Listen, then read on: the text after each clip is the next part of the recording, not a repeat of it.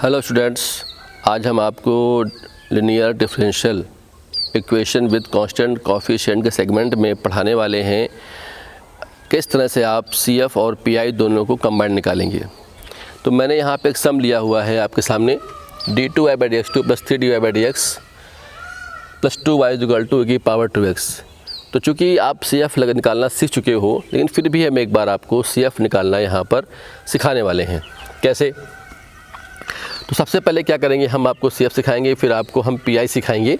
तो क्या करना है कि हम इसको पहले ऑपरेटर फॉर्म में लिख लेते हैं। कैसे लिखेंगे इसको हम लोग?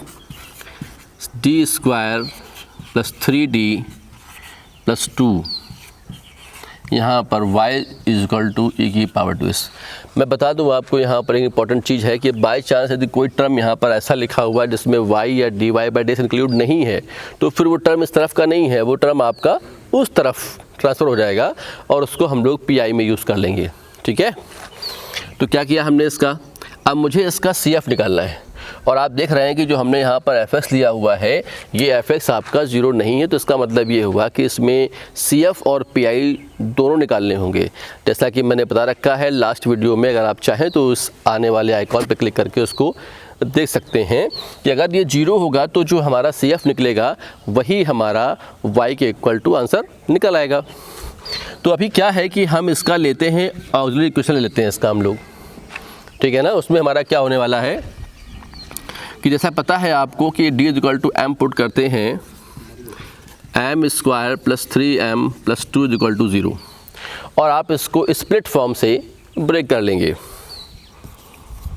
तो आपका आएगा m + 2 m + 1 = 0, और इससे आपको वैल्यू मिल जाएगी -2 और m = -1।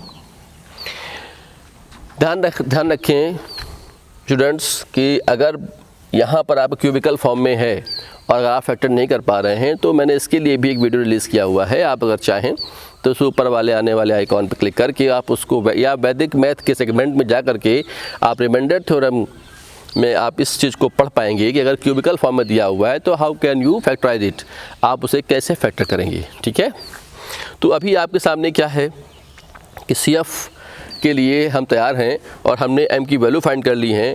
तो आपने पढ़ा हुआ है कि अगर आपके जो m की वैल्यू है वो डिस्टिंक्ट हैं, तो हमारा CF = हो जाएगा C1 e⁻²x C2 e⁻²x।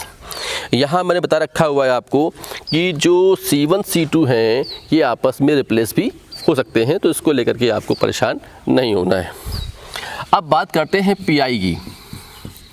तो PI के लिए मैं क्या करने वाला हूँ कि फंक्शन आपका यही रखूँगा, लेकिन मैं आपको इसी को चेंज करके आज 2 मेथड इस वीडियो के माध्यम से करता हूँ क्लियर। तो आइए, तो PI अगर हमको निकालना है इसका, तो मैं बता दूं आपको कि अगर आपका फंक्शन एक्सपोनेंशियल है तो आप क्या करेंगे,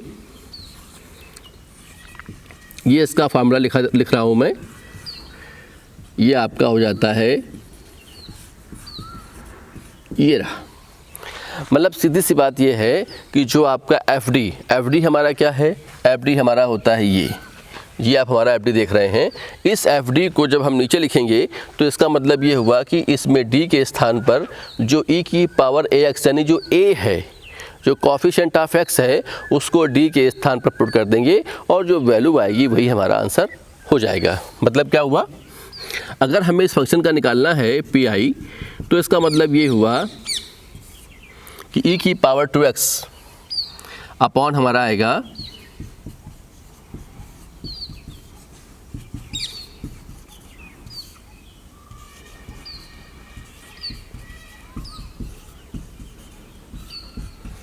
ये आपका मैंने PI निकाल लिया। ठीक है, तो PI निकालना काफ़ी आसान है एक्सपोनेंशियल फंक्शन के लिए।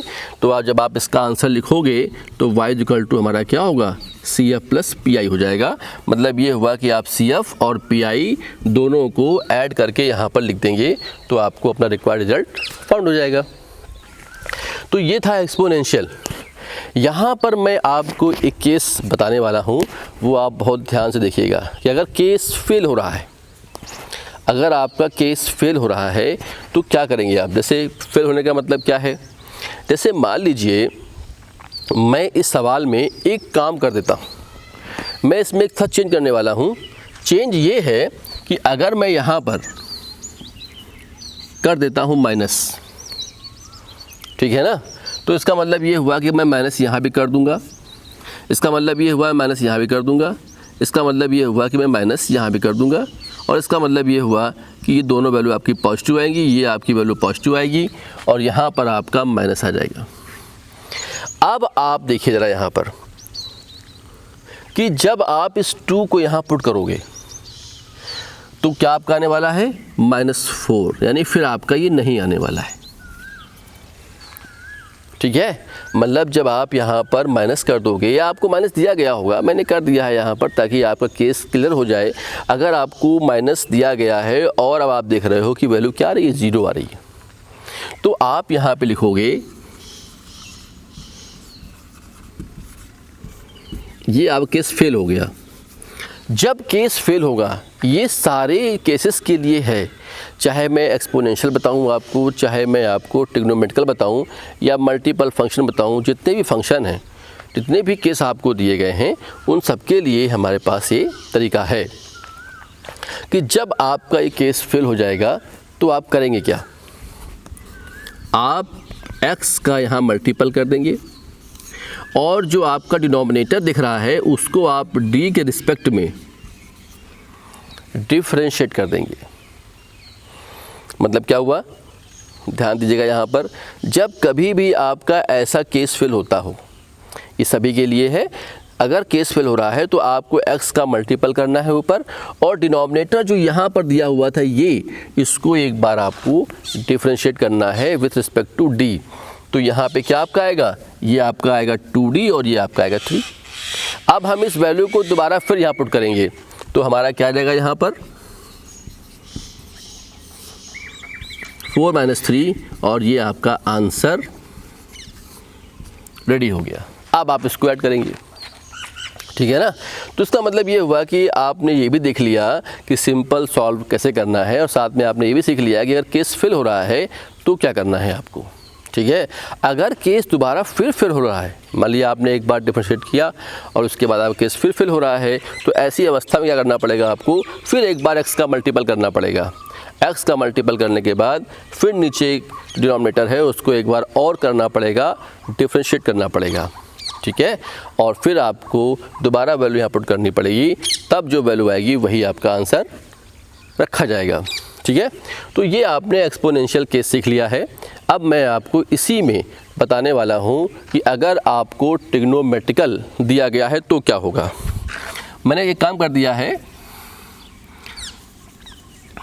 मैंने यहाँ cos 2x कर दिया है, बल्कि मैं यहाँ पर a ले लेता हूँ।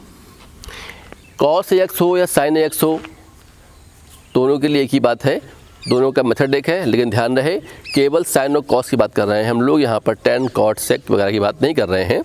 इसमें क्या होगा, मैंने यहाँ पे लिखा हुआ है आपका cos s लिखा हुआ है, यहाँ पर भी मैं cos s कर देता हूँ, लेकिन यहाँ पर आपका चेंज होगा, ये आपका हो जाएगा माइनस का a²। मतलब ये हुआ, ये अब cos x रहेगा। यहाँ पर क्या होने वाला है कि यहाँ पर जैसा कि आप देख रहे हो कि मैंने लिखा है a के स्थान पर माइनस का a², यानी कि आपका आएगा यहाँ पर क्या आ जाएगा, ये हम लोगों का cos ax, ये आपका आएगा माइनस का a² माइनस का 3d + 2, ठीक है। यानी अब आपका ये केस बन के आने वाला है, ठीक है। तो इसका मतलब ये हुआ कि अभी यहाँ पर d रह गया, क्योंकि मैंने क्या बताया है आपको कि d² के स्थान पर आप रखेंगे माइनस का a²। d की बात तो यहाँ पे हुई नहीं है, तो उसके लिए क्या करना पड़ेगा आपको, मैं इसको फिर से यहाँ पर बताता हूँ एक बार कि ये आपको मिल जाएगा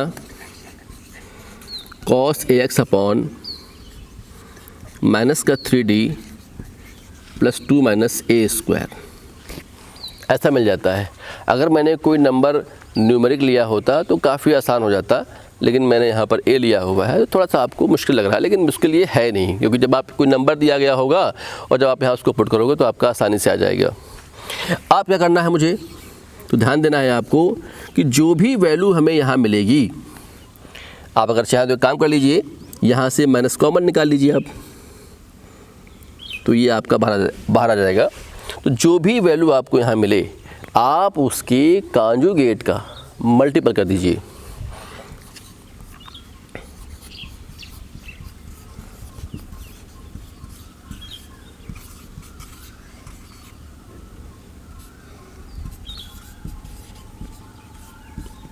ये लीजिए, तो ये आपका हो गया 3D। मैंने इसको अलग कर दिया है ताकि आपको आराम रहे। और नीचे हमें क्या मिल जाएगा, 9D²। इस माइनस को मैंने ऊपर कर लिया है, 9D² और माइनस का 2 - A² का होल स्क्वायर। अब आप देख पा रहे हैं क्लियर एकदम, ठीक है ना। अब आप यहाँ पर जब D² के स्थान पर रखेंगे A² तो कोई फ़र्क नहीं पड़ेगा और आपका आंसर निकल आएगा। यहाँ पर देखिए ज़रा, यहाँ पर ये आपका हो जाएगा माइनस का 3D cos x, और फिर आपका आएगा यहाँ पर 2 - A² cos ax, और अपॉन में आपका आ जाएगा 9, अपॉन में आपका आ जाएगा यहाँ पर 9 माइनस का 9 A² माइनस का 2 - A² का होल स्क्वायर। डी का मतलब क्या हुआ कि एक बार इससे क्या कर देंगे आप, डिफ्रेंशिएट कर देंगे, तो इस तरह से आपका आंसर प्राप्त हो जाएगा। तो क्लियर हो गया आपको कि किस तरह से मैंने आपको 2 मेथड आज बता दिए हैं। अब मैं आपको नेक्स्ट सेगमेंट में बायनोमियल जो आपको फंक्शन f(x) दिया गया होगा उसका पी कैसे निकालेंगे ये मैं आपको सिखाऊंगा, ठीक है। तो उम्मीद है आपको समझ में आया होगा और आपकी परीक्षा की दृष्टि से आप आने वाले एग्ज़ामों के लिए इसको तैयार करिए, और यहाँ तक कि यूपीएससी एग्ज़ाम के लिए भी काफ़ी इंपॉर्टेंट केस हमारे पास ये बन के आता है। तो आप इसको उम्मीद करता हूँ लाइक करेंगे, सब्सक्राइब करेंगे और शेयर भी करेंगे। Thank you.